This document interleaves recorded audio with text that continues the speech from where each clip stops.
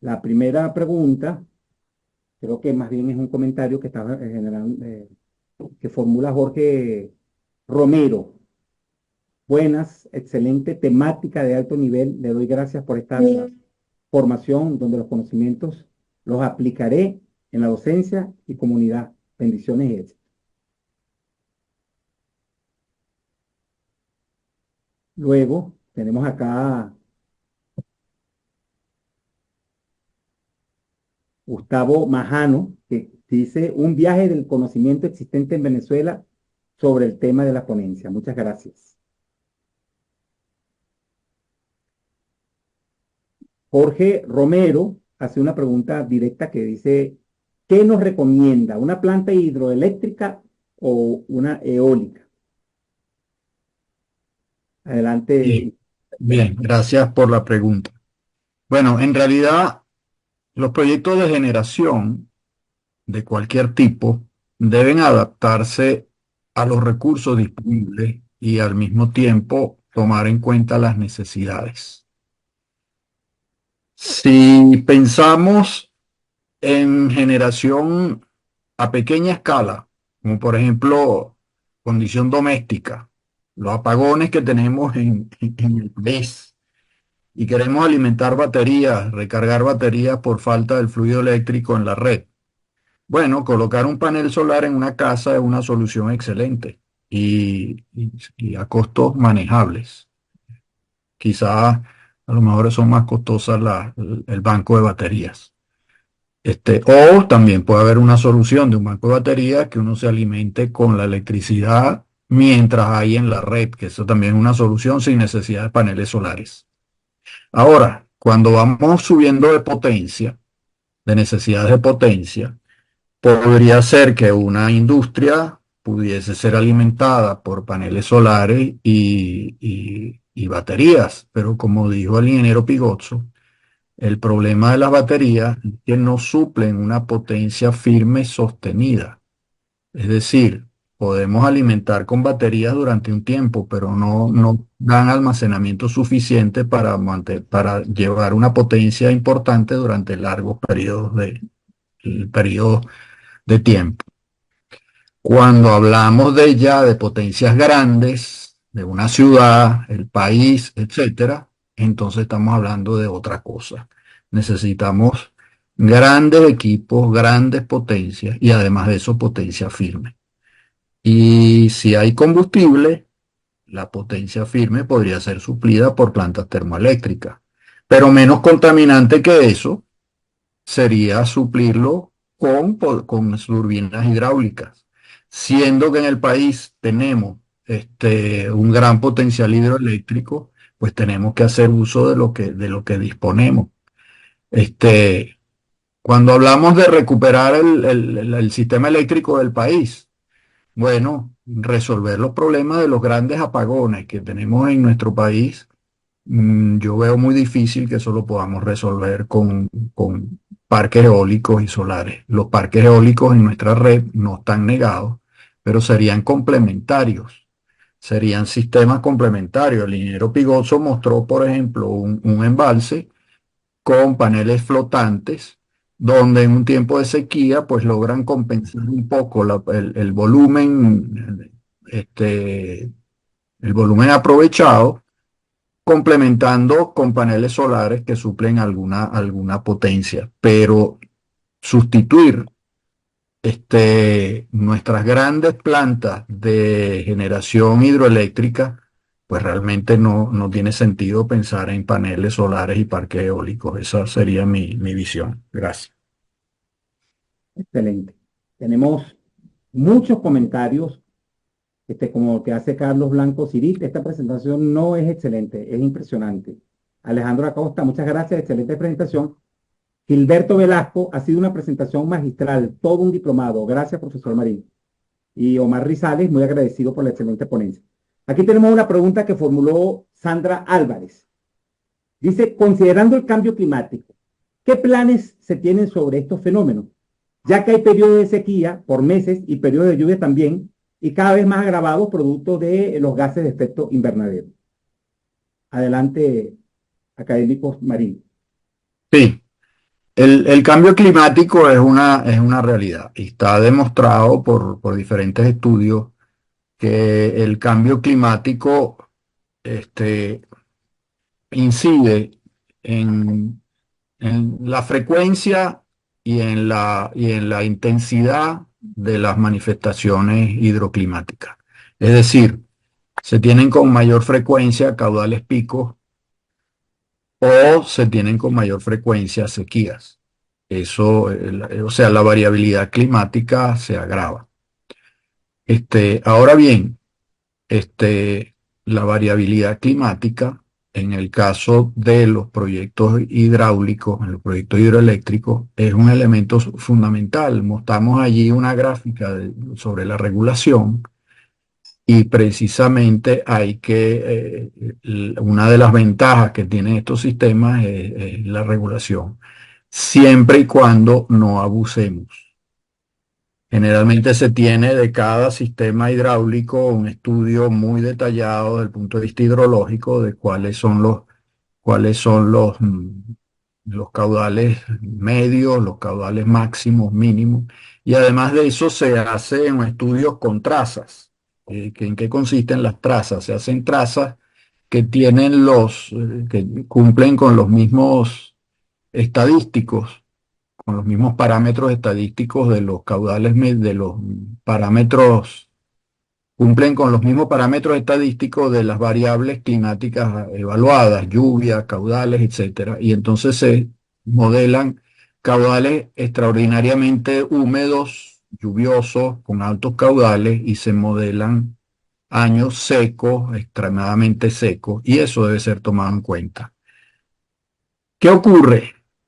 Que por la necesidad a veces se sobreexplotan los sistemas hidráulicos.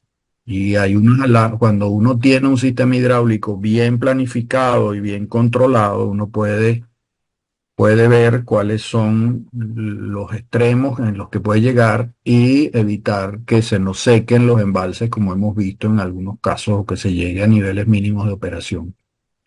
Ahora bien, de todos modos, la sequía nos puede castigar fuertemente. Y ahí es donde entran los sistemas complementarios. Nosotros siempre tuvimos un sistema eléctrico muy robusto, que teníamos centrales hidroeléctricas y teníamos un parque termoeléctrico bien importante. Parque termoeléctrico que debe ser mantenido, que debe tenerse en capacidad de generar y tener a disposición los combustibles. Si eso se cumpliera, que tuviésemos el parque termoeléctrico en buen estado y tuviésemos los combustibles disponibles, pues simplemente cuando tenemos una prolongada sequía, pues generamos un poco menos en la parte hidroeléctrica y generamos más desde el punto de vista termoeléctrico en un país como el nuestro, que tenemos combustibles fósiles y además que tenemos reservas muy importantes de gas, que son los sistemas para generación termoeléctrica más eficientes. Claro que vamos a tarde o temprano, vamos a ir desechando las energías fósiles, pero en un caso como el nuestro, que no hemos hecho la transición completa, pues deberíamos combinar, como en alguna época hicimos, la hidroelectricidad con la termoelectricidad para suplir la necesidad en todos los momentos. Gracias.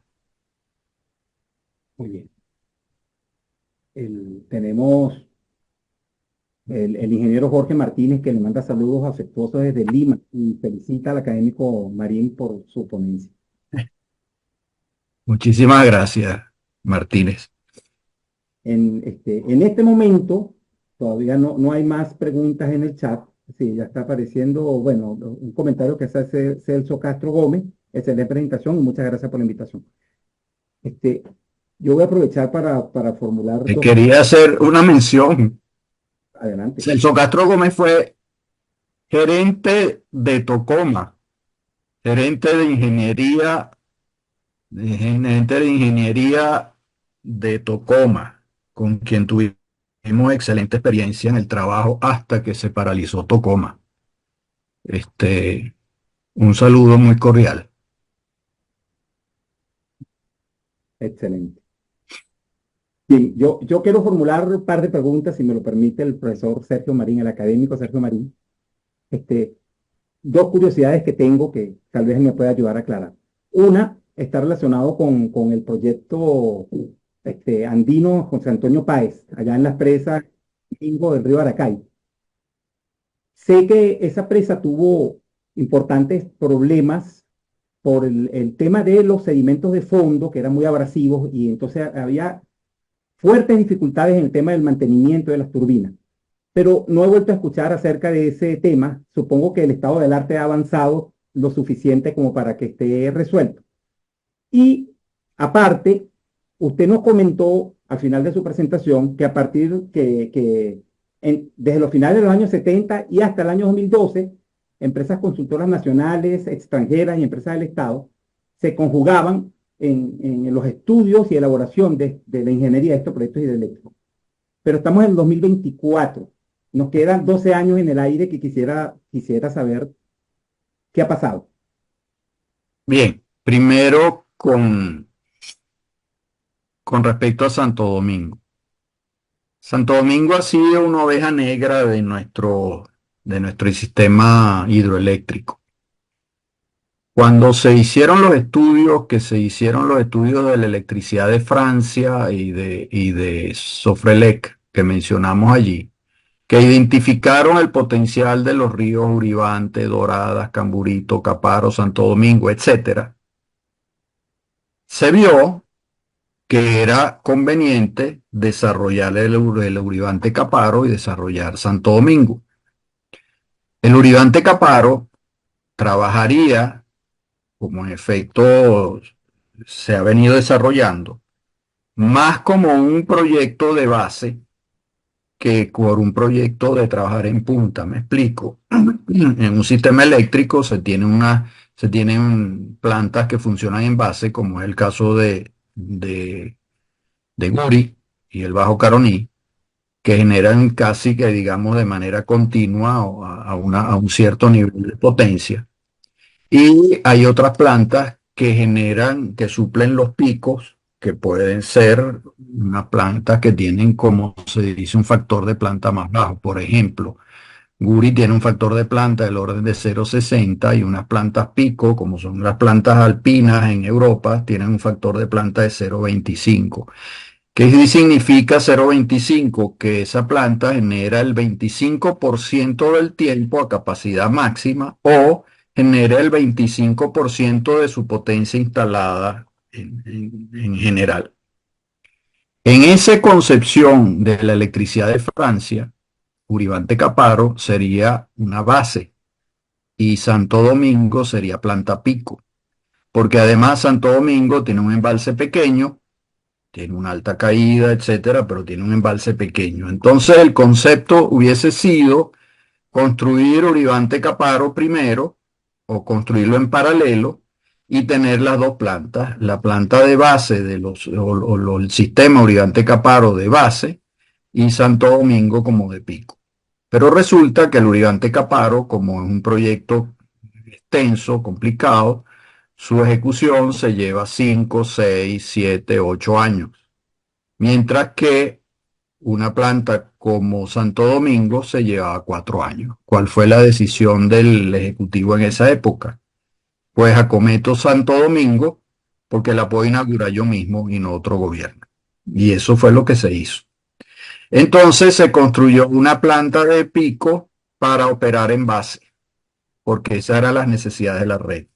Entonces Santo Domingo, por una parte, ha sido sometida a operar por periodos más prolongados de como fue previsto. Pero además, la cuenca de los ríos Aracay y Santo Domingo tenían y tienen serios problemas de erosión.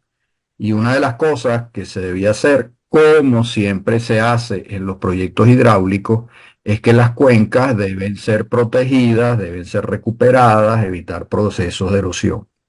Durante la construcción, se construyó una vía de acceso a un pueblo que se llama, creo que Llano del Hato, donde construyeron campamentos del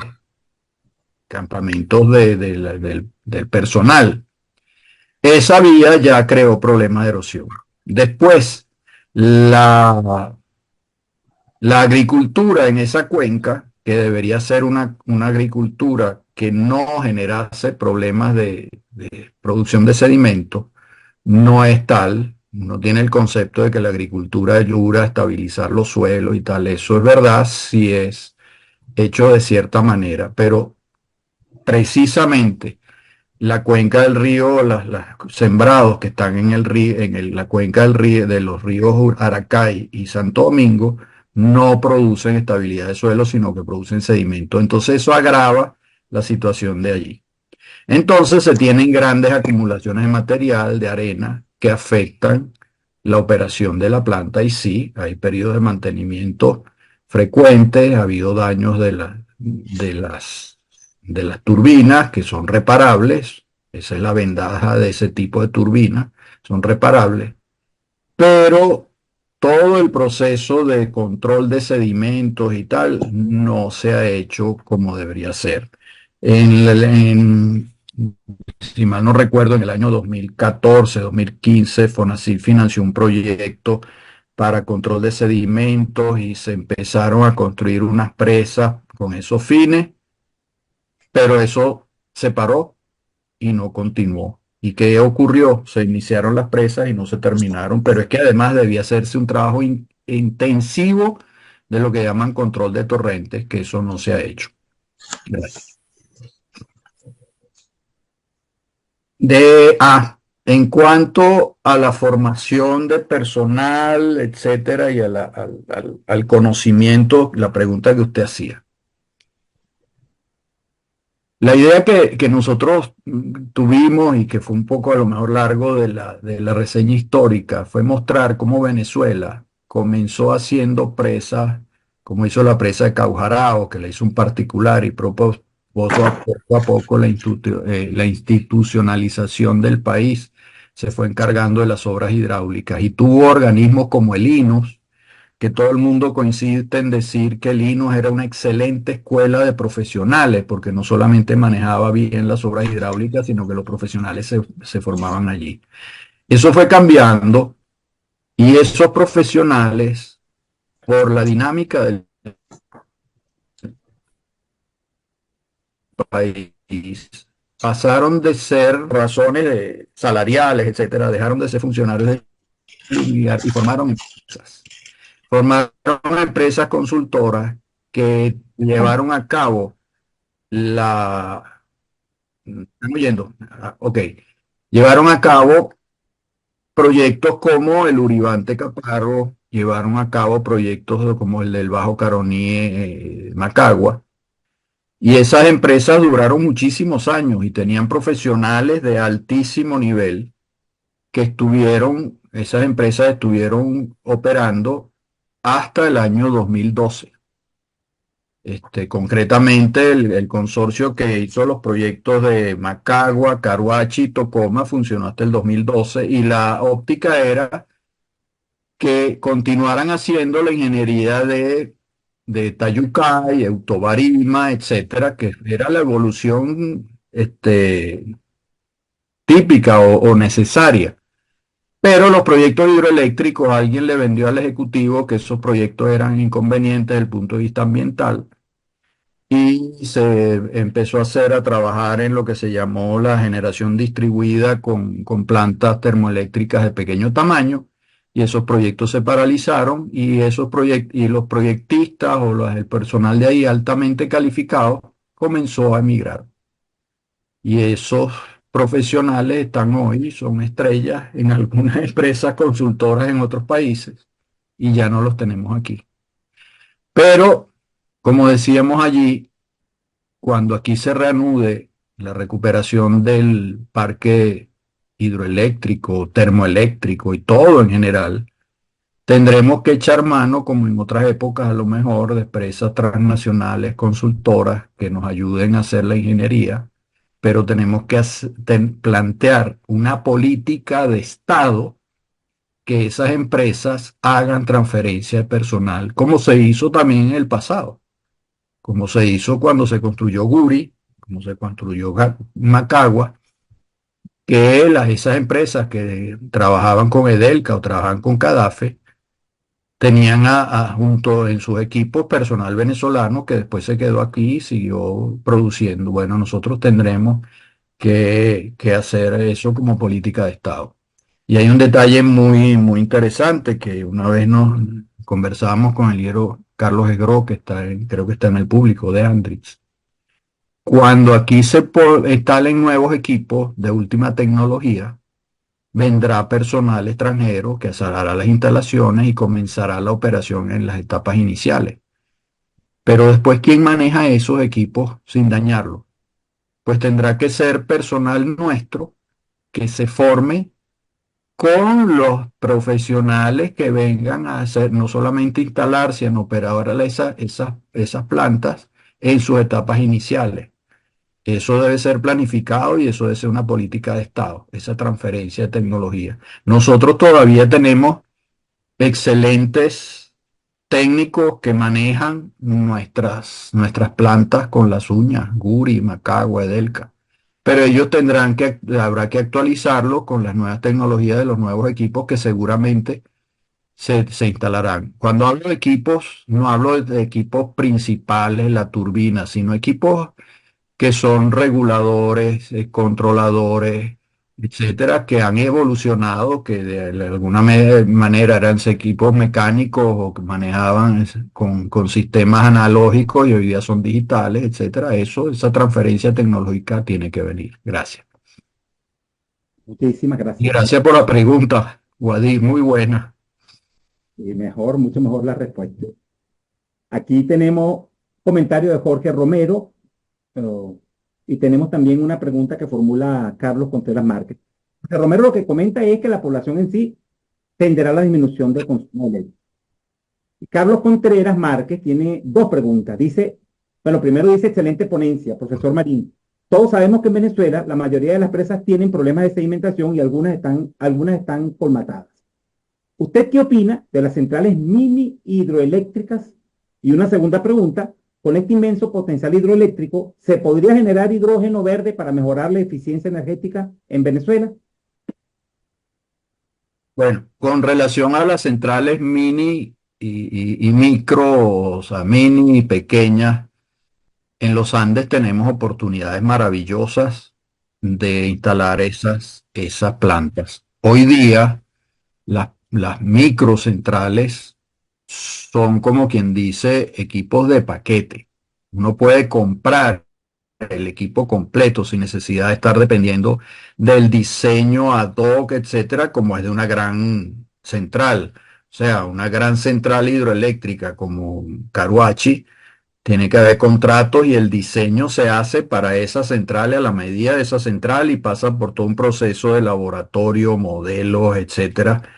Pero para microcentrales, usted puede comprar una pequeña central, una micro, compra la turbina y compra el generador y puede hacer un canal y un tanquecito de carga y pone un tubo y pega la turbina. Esas son soluciones que se pueden implementar en casas de los Andes, como ya lo hizo Luis Zambrano en el pasado, o se pueden hacer en poblados. Yo en excursiones que hago a los Andes he visto cómo hay sitios donde se instalaron paneles solares que son una solución para una casa, por ejemplo. Hay un panel solar con unas baterías y eso ilumina a esa casa. Y con los problemas que se derivan después, que no han conseguido las baterías, etcétera, pero bien que mal iluminan sus casas. A veces una luz amarilla y tal, pero es la luz y se prende el agua del calentador y hay agua caliente y hay una nevera que se alimenta de ahí. Pero yo he visto esas casas que tienen una sequía que viene de altísimo, de una zona lejana, y viene bajando agua que va a un sembrado que está más abajo. Esa sequía, en vez de ser una sequía, podría ser una toma arriba, o pegar un tubo y poner una turbina al lado de la casa, sin perder el agua. Solo que el agua no viene por la sequía, sino que viene por un tubo. Y después esa turbina descarga y riega abajo el sistema igualito. Esas son soluciones que se pueden implementar en los Andes perfectamente. Y lo mismo pasa con si hay un grupo escolar que está cerca de una quebrada, pues se pone una turbina y el grupo escolar tiene electricidad. Y además tiene electricidad las 24 horas del día, no está dependiendo de que oscureció y hay que usar las baterías. No, si el agua está corriendo todos los días y todo el año, pues se tiene electricidad todo el tiempo. Eso con respecto a esa, no sé cuál, si había otra pregunta. Sí, es porque él preguntó esto que usted respondió, hidroeléctrica, pero también pregunta Ah, sobre del hidrógeno verde. el verde. Sí, bueno, el hidrógeno verde es en sí una forma de almacenamiento, si nos ponemos a ver, es una transformación. Y para crear hidrógeno verde se requiere agua, se requiere hacer la electrólisis y para la electrólisis se requiere electricidad. Entonces, bueno, tenemos hidroelectricidad o tenemos generación termoeléctrica, como se quiera, y se puede generar hidrógeno verde. Si lo hacemos con hidroeléctrica, estamos utilizando una energía limpia y estamos generando el hidrógeno verde con energía limpia. Yo recomiendo una presentación, una entrevista que le hicieron al economista Ricardo Hausmann. Búsquenla en YouTube, que le hizo analítica. Hay una perspectiva interesantísima de Venezuela como país energético. Y esa intervención de él responde muchas más preguntas o muchas más exposiciones de lo que yo estoy haciendo aquí. Se la recomiendo. Búsquenla en la analítica. Es una entrevista larga, dura casi una hora, pero realmente, como dicen en términos periodísticos, no tiene desperdicio. Muchas gracias, de verdad que muy completo todo. Las respuestas fueron una segunda conferencia. No tenemos en este momento más Aquí preguntas. dice, ¿qué efecto tiene un embalse o presa con una planta de energía hidroeléctrica? Bueno, ahí tocamos un tema de discusión. Se dice, y las organizaciones ambientales a nivel mundial están en contra de los embalses, porque los embalses inundan zonas de bosque, inundan zonas donde puede haber poblados, que crean una serie de problemas ambientales. Bueno, cuando se construyó Guri, se explotó buena parte de la madera, se hicieron operativos y lo mismo se hizo para Caruachi, lo mismo se hizo para Macagua, se hicieron operativos de recuperación de animales, etcétera, de la zona porque la inundación, pues, invadía zonas de vida de los animales, pues. Ese es un daño. Y por eso se hacen los estudios de impacto ambiental. Eso es un impacto ambiental.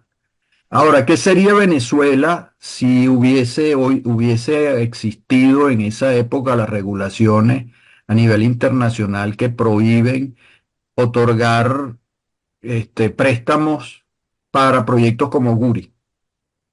No se podría construir Guri. Entonces yo diría, bueno, ¿cuál fue el daño gigantesco que se le hizo al país al construir Guri? Yo diría que si nos ponemos a pesar el impacto ambiental y el beneficio para el país, yo creo que la balanza evidentemente se inclina más hacia el lado positivo. Este, una cosa que criticaron lo voy a aprovechar de decirlo aquí, de Tayucay, que se le vendió al Ejecutivo que Tayucay creaba problemas de ambiente porque iba a afectar el lago de Canaima. Eso es falso. Los estudios iniciales de Tayucay mostraron que había que definir un nivel de aprovechamiento que no afectase el lago de Canaima y así se hizo la ingeniería conceptual de Tayucay. Pero es que es más, el embalse menos invasivo que se haya podido tener en Venezuela es el de Tayucay, porque Tayucay es una derivación que va metida en el agua, va encañonada por un río y los niveles en que sube y baja el río en el cauce es mínimo y produce un porcentaje de inundación que es una fracción de la inundación en la creciente máxima. Entonces, es un proyecto muy poco agresivo al ambiente. ¿Y qué hace? Que le mete nada más y nada menos que el orden de 3.000 megavatios adicionales al Bajo Caroní. Eso lo dejo ahí como observación. Muy bien. El enlace de la entrevista la colgó la académico Mariana La Fuente allí en el chat para que todos los que quieran consultar la entrevista comentada por el académico Marín, ahí la tienen. Bueno, no quedan preguntas aquí en el chat, de manera que estamos llegando al final de la jornada número 5 de la cátedra 2024. En nombre del comité organizador de la cátedra, agradecemos al ingeniero Diego Pigozo y al académico Sergio Marín por habernos brindado tan excelentes presentaciones. Por un lado, mostrando las megatendencias en sistemas de almacenamiento de energía eléctrica y por el otro, esta descripción de los desarrollos hidroeléctricos en Venezuela.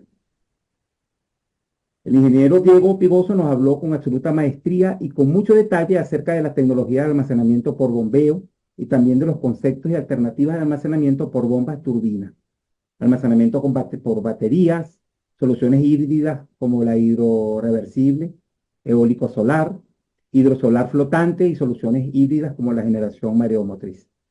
También sobre el hidrógeno verde como un potencial futuro energético y finalmente acerca de los equipos para el fortalecimiento de la estabilidad de la red eléctrica y soluciones inteligentes para las redes modernas, como el caso de los condensadores síncronos.